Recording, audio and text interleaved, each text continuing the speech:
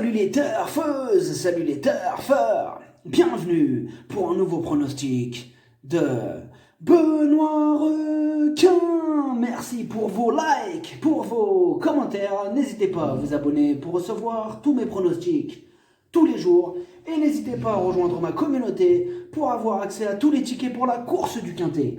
Ok, place au pronostic du Quintet du jeudi 10 décembre, direction Paris-Vincennes pour le prix Jean Boileau. 3 attelés, 2100 mètres, départ autostart, 15 partants, réunion 1, course 1, indice de confiance 3 sur 5. Alors on est plutôt confiant pour ce Quintet, bon même si j'ai quand même repéré quelques possibles casseurs de tickets, mais on va voir ça ensemble.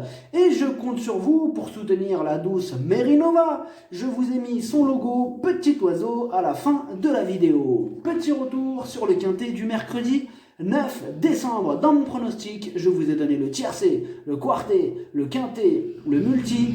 Bref, la totale, ça fait plaisir. J'espère que vous êtes nombreux à être passés à la caisse. Il y a des résultats, on continue comme ça. Pour le niveau yo-yo total VIP, ce mercredi sur un ticket on a un quintet désordre qui est passé. Sur un autre ticket on a un tiercé désordre. On a aussi mon coup de folie qui gagne la course à 10 contre 1. On doit battre le record du mois d'octobre à 13 208 € et le record du mois de novembre à 21 864 €. Ce mois de décembre, ça monte, on atteint 3 547 € et au total, depuis le mois d'octobre, on a atteint la somme de 38 619 € de gains. Ça fait plaisir. Le niveau qui donne accès à tous mes tickets pour la course du Quintet, c'est le niveau Yo-Yo Total VIP par le bouton rejoindre. N'hésitez pas à rejoindre ma communauté et vous récupérez tous mes tickets dans l'onglet communauté. Ok, c'est parti, on commence le pronostic et on commence avec le numéro 1, Aldo d'Argentré. Il enchaîne les échecs et il ne dispose pas de beaucoup de marge. Il n'aura donc pas le droit à l'erreur pour espérer accrocher une éventuelle 5e place. On m'écoute, Adrien Lamy. Aldo d'Argentré, on a pu éviter la faute suite à un accrochage devant lui à Toulouse. À 10 ans, il n'a plus aucune marge, mais sa forme n'est pas à mettre en doute. L'engagement reste favorable, mais l'opposition est très relevée, avec notamment la présence de chevaux étrangers. Une 5e place nous satisferait. Bon, il vise, comme vous voyez, il vise pas très haut dans ce Quintet. Il espère au moins une petite 5e place si ça tombe. Ah bah il est content. Le numéro 2, Quentin Deleclerc. Sa candidature ressemble beaucoup à celle d'Aldo d'Argentré. Alors à savoir, il reste lui aussi sur 3 échecs et n'a pas beaucoup de marge. Il guettera donc la moindre défaillance des chevaux en vue pour jouer les troubles fêtes. On écoute Nicolas Catherine. Quentin Deleclerc a bouclé un parcours à la corde pour sa rentrée. Il a toujours suivi avec du bon gaz. Depuis, il donne l'impression d'avoir gagné en condition. L'autostart semble lui convenir. Il a hérité d'un bon numéro et va pouvoir bénéficier d'un parcours en dedans. Pour moi, il est capable de figurer à l'arrivée. Enfin, pas pour moi, pour elle, pour Nicolas, enfin pour lui. Enfin, c'est compris. Le numéro 3, Blues d'Ourville. Il a l'avantage de partir en première ligne, mais à ce niveau, il lui faudra bénéficier d'un parcours sur mesure pour espérer se mêler à l'emballage final. Surprise possible. On écoute Madame Virginie Moquet. Blues d'Ourville a répondu à mes attentes lors de ses dernières sorties en province. Il revient à Paris-Vincennes. Difficile de laisser passer ce bel engagement. Il est au mieux de sa forme. Son numéro est favorable. Ce sera dur pour la victoire, mais à l'issue d'une course à l'économie, il peut accrocher une place. Le numéro 4, $1 Million Rhyme. Il est pétri de qualité. Il a hérité d'un excellent numéro. Tout est réuni pour le voir disputer les premières places. On écoute Arthur Le Portier. $1 Million Rhyme n'a jamais pu s'exprimer dans la ligne droite alors qu'il possédait des ressources en dernier lieu. Depuis, il affiche une forme optimale. Sur cette courte distance, il n'aura pas besoin d'être drivé obligatoirement à l'économie. Il est maniable, s'élance bien, il devrait se racheter. Le numéro 5, c'est Bello Romain. Il est archi régulier. Il fait quasiment toutes ses courses. Lui aussi a hérité d'un super numéro. Tous les feux sont au vert. On écoute Sylvain Gérard Dupont. C'est Bello Romain n'a pas démérité dans le prix du Languedoc, étant juste battu sur une pointe. Il a parfaitement récupéré. J'aurais pu aller à Toulouse dimanche, mais j'ai attendu cet engagement. Il s'est préparé dans de bonnes conditions en allant s'exercer une fois hors de chez moi. Il a ma confiance. Le numéro 6, Dreambreaker. Entraîné et piloté par Jean-Michel Bazir, lui aussi ne déçoit que très rarement. Il apprécie ce parcours, il s'annonce redoutable. On écoute Jean-Michel Bazir. Dreambreaker est en forme, sa dernière sortie est très bonne. Il a déjà réussi sur les 2100 mètres de la grande piste parisienne. Il est bien placé au gain, il a l'avantage de s'élancer en première ligne. L'opposition est en plein dans ses cordes. Bref, je l'estime capable de jouer les premiers rôles. Ah, il est chaud, hein. Là il nous a enchaînés. On est d'accord, on s'est fait enchaîner. Le numéro 7, Dostoevsky. Deuxième cartouche de Jean-Michel Bazir. Il reste sur 2 échecs, mais il a déjà fait ses preuves. À ce niveau, il y a de la revanche dans l'air. On écoute encore Bazir. Jean-Michel.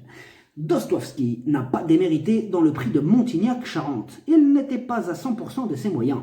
Il a bien pris sa course et sera nettement plus affûté au départ de ce quintet. Il est dans sa catégorie et ne manque pas de vitesse. Sans incident, il devrait prendre une part active à l'arrivée. Le numéro 8, Alcoa. Lui aussi est un réel modèle de régularité. En 10 courses, 9 fois à l'arrivée. Il a remporté sa dernière course et a déjà gagné 2 fois sur ce parcours. C'est oui! On écoute Vincent Martens. Alcoa n'a pas rencontré d'opposition à Toulouse. Physiquement, il est au top. Pour son retour à Vincennes, il sera sur une distance qu'il affectionne. Il aime les courses avec du rythme. Il sera muni de petits talus d'arrière. Par conséquent, je suis convaincu qu'il va défendre chèrement ses chances. Le numéro 9, Balzac de Liton, entraîné et piloté par Franck Nivard. Il est barré pour les premières places, mais il garde son mot à dire pour les places restantes. On écoute Franck Nivard. Balzac de Liton s'était montré très régulier avant son récent faux pas. La courte distance ne va pas le déranger. Il sera déféré des postérieurs et plaqué devant. Il a souvent bien fait dans cette configuration. Face à une telle opposition, nos ambitions se limiteront à la 5e, voire la 4e place. Le numéro 10, Altea de Piancourt. Pieds nus pour l'occasion, ses dernières sorties sont bonnes, confirmation en vue. Le numéro 11, Kalina. 3e et dernière cartouche de Jean-Michel Bazir. Elle a le défaut par contre de ne pas répéter ses bonnes sorties. Bon, avec elle, c'est souvent kit ou double. On écoute encore Jean-Michel Bazir pour le 11. Kalina avait été réveillée le matin. De ce fait, elle a gagné fin novembre avec un certain brio. Elle est toujours aussi bien, mais l'opposition est plus relevée à l'occasion de ce prix Jean Boileau. Elle s'adapte à toutes les distances. C'est la moins bonne chance de mes 3 pensionnaires, mais une place est possible. Le numéro 12, Hard Times. Lui aussi n'est vraiment pas un modèle de régularité. Ses statistiques sur l'hippodrome de Vincennes ne sont pas fameux. Il y a quelques doutes maintenant qui planent sur sa candidature. Et on écoute Björn Goop. Hard Times est depuis peu sous ma responsabilité. Il s'est bien comporté à plusieurs reprises ces derniers mois en Suède, mais je ne pense pas qu'il soit meilleur que l'hiver dernier. De plus, il reste fautif. Il devra donc se montrer sage pour accrocher une petite place. Cette course va surtout me permettre de le juger. Le numéro 13, Black Jack From. C'est un spécialiste de la disqualification. Avec lui, comme toujours, tout sera surtout une question de sagesse. Le numéro 14, Dragon d'Erac, ses 12 dernières courses, rien, 0, walou, nada, difficile de lui accorder notre confiance dans ces conditions. Et on écoute Alexandre Abrivard pour le 14. Dragon d'Erac ne montre pas en course ce qu'il fait à l'entraînement. Il est vieillissant et risque d'être essayé sous la selle avec un petit poids prochainement. Cela sent la fin de carrière.